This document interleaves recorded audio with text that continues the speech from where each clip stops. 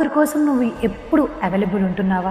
అంటే ఎప్పుడు వాళ్ళు ఏం చెప్పినా నువ్వు ఫ్రీగా ఉన్నా లేకున్నా వాళ్ళ కోసం వెళ్ళటం, వాళ్ళ మెసేజ్ రాగానే ఎంత వర్క్లో ఉన్నా వెంటనే రిప్లై ఇవ్వటం, కాల్స్ వెంటనే లిఫ్ట్ చేసి మాట్లాడడం, వాళ్ళు ఏం చెప్తే అది వినడం, ఎక్కడికంటే అక్కడికి వెళ్ళడం, ఇలా చాలా అవైలబుల్ ఇస్తూ ఉంటారు ప్రతి ఒక్కరు కూడా.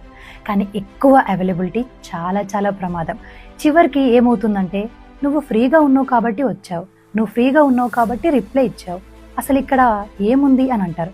కానీ మనం ఎంత ప్రేమ ఉంటే ఒకరి కోసం అంత అవైలబుల్గా ఉంటాం. అంటే ఎంత ప్రేమ ఉంటే వాళ్ళకి ఎంత వర్క్లో ఉన్న రిప్లై ఇస్తాం.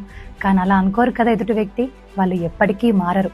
సో నువ్వే మారాలి, నువ్వే ఎక్కువగా అవైలబిలిటీ ఎవరికి ఇవ్వద్దు. అసలు ఎవరికి ఎందుకు నువ్వు అంత అవైలబుల్ ఉండాలి? నీకు నువ్వు అవైలబుల్ ఉండు. అంటే నీ కోసం నువ్వు చేయి, కానీ ఇంకొకరి కోసం ప్రతిసారి అవైలబుల్లో వండుకుంటూ వాళ్ళతో మాటలు పడుకుంటూ ఏం చెప్పినా వినుకుంటూ ఎందుకు ఇదంతా? సో వాళ్ళు మారరు కాబట్టి నువ్వే మారాలి, ఇది మర్చిపోకు.